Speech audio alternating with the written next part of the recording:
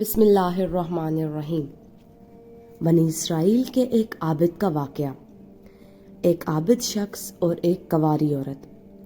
بیان کیا جاتا ہے کہ بنی اسرائیل میں ایک عابد رہا کرتا تھا کہ اس کے زمانے میں کوئی اس کے جیسا نہ تھا۔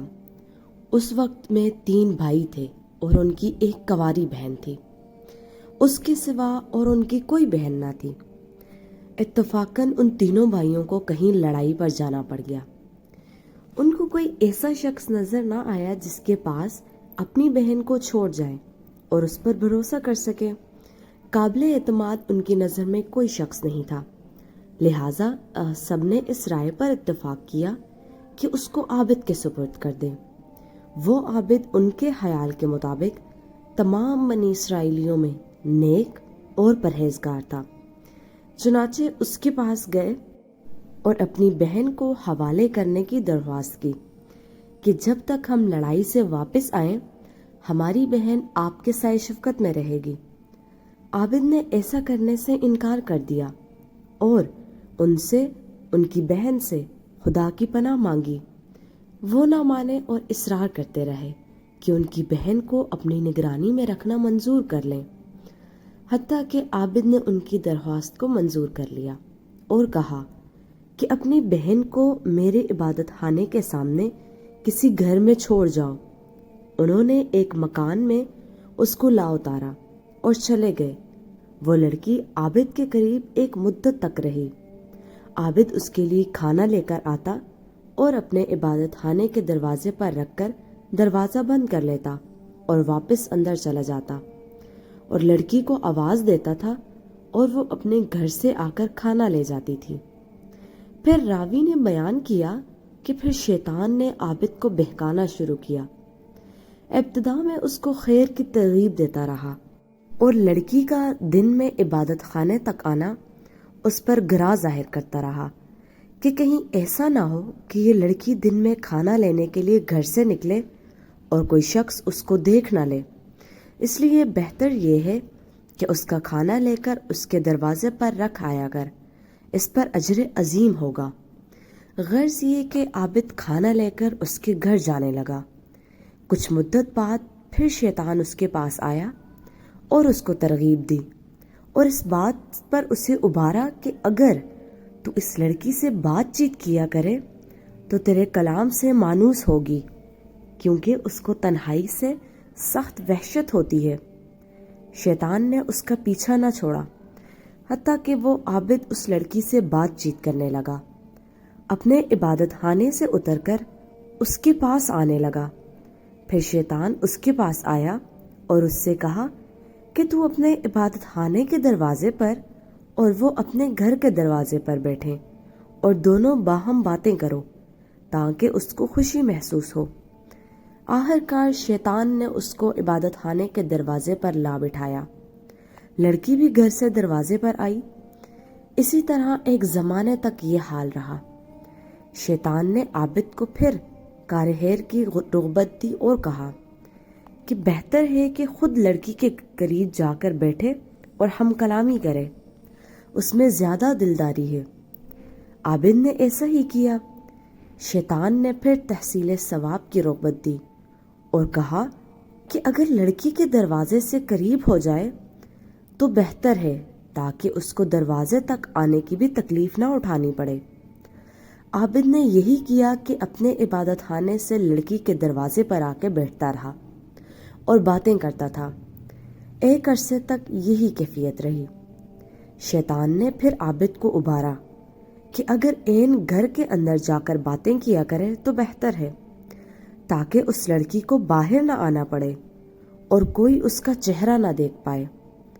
غرض عابد نے شیوا اختیار کیا کہ لڑکی کے گھر کے اندر جا کر دن بھر اس سے باتیں کیا کرتا اور رات کو اپنے عبادت خانے میں واپس چلا جاتا، یہاں تک کہ عابد نے لڑکی کے زانوں پر ہاتھ مارا اور اس کے رخسار کا بوسہ لے لیا۔ پھر روز بروز لڑکی کو اس کی نظروں میں آرائش دیتا رہا اور اس کے دل میں غلبہ کرتا رہا، حتیٰ کہ وہ اس کے اور زیادہ قریب ہو گیا اور لڑکی نے حاملہ ہو کر ایک لڑکا جنا۔ پھر شیطان عابد کے پاس آیا اور کہنے لگا کہ اب بتاؤ کہ اگر لڑکی اس لڑکے کے بھائی آ گئے اور اس بچے کو دیکھا تو تم کیا کرو گے؟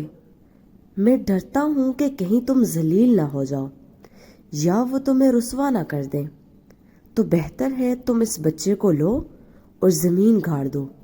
یہ لڑکی ضرور اس معاملے کو اپنے بھائیوں سے چھپائے گی، اس خوف سے کہ کہیں وہ نہ جان لیں کہ تم اس کے ساتھ کیا حرکت کرتے ہو۔ عابد نے ایسا ہی کیا اور لڑکے کو زمین میں گاڑ دیا۔ پھر شیطان نے اس سے کہا، کیا تمہیں اس بات پر یقین ہے کہ یہ لڑکی تمہاری ناشائستہ حرکت کو اپنے بھائیوں سے پوشیدہ رکھے گی؟ ہرگز نہیں۔ تم اس کو بھی پکڑو اور ذبح کر کے بچے کے ساتھ دفن کر دو۔ غرض اس عابد نے لڑکی کو ذبح کیا اور بچے سمیت گھڑے میں ڈال کر اس پر ایک بھاری پتھر رکھ دیا اور زمین کو برابر کر کے اپنے عبادت خانے میں جا کر عبادت کرنے لگا۔ ایک مدت گزرنے کے بعد لڑکی کے بھائی لڑائی سے واپس آئے اور عابد کے پاس جا کر اپنی بہن کا حال پوچھا۔ عابد نے ان کو اس کے مرنے کی خبر دی۔ افسوس ظاہر کر کے رونے لگا اور کہا کہ بڑی نیک عورت تھی، دیکھو یہ اس کی قبر ہے۔ بھائی قبر پر آئے اور اس کے لیے دعائے خیر کی۔ پھر راوی بیان کرتے ہیں کہ جب رات ہوئی اور وہ اپنے بستروں پر سوئے تو شیطان ان کے خواب میں ایک مسافر آدمی کی صورت میں آیا۔ پہلے بڑے بھائی کے پاس گیا اور اس کی بہن کا حال پوچھا۔ اس نے عابد کا اس کے مرنے کی خبر دینا اور اس پر افسوس کرنا اور مقام قبر دکھانا بیان کیا۔ شیطان نے کہا، سب جھوٹ ہے، تم نے کیوں کر اپنی بہن کا معاملہ مان لیا؟ عابد نے تمہاری بہن سے بدفعل کیا، وہ حاملہ ہو گئی اور ایک بچہ جنا۔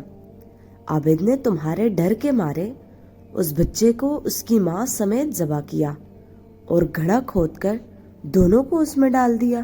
شیطان نے مزید کہا، جس گھر میں تمہاری بہن تھی اس کے اندر داخل ہونے میں وہ گڑھا داہنی جانب پڑتا ہے، تم چلو اور اس گھر میں جا کر دیکھو، تم کو وہاں دونوں ماں بیٹے ایک جگہ ملیں گے، جیسا کہ میں تم کو بیان کر چکا ہوں۔ پھر شیطان دوسرے کے خواب میں گیا، اسے بھی ایسا ہی کہا۔ پھر چھوٹے بھائی کے خواب میں آیا اور اسے بھی ایسا ہی کہا۔ جب صبح ہوئی تو سب لوگ بیدار ہوئے اور تینوں اپنے اپنے خواب سے تعجب میں تھے۔ ہر ایک آپس میں ایک دوسرے سے بیان کرنے لگا کہ میں نے رات عجیب خواب دیکھا۔ سب نے باہم جو کچھ دیکھا تھا بیان کیا۔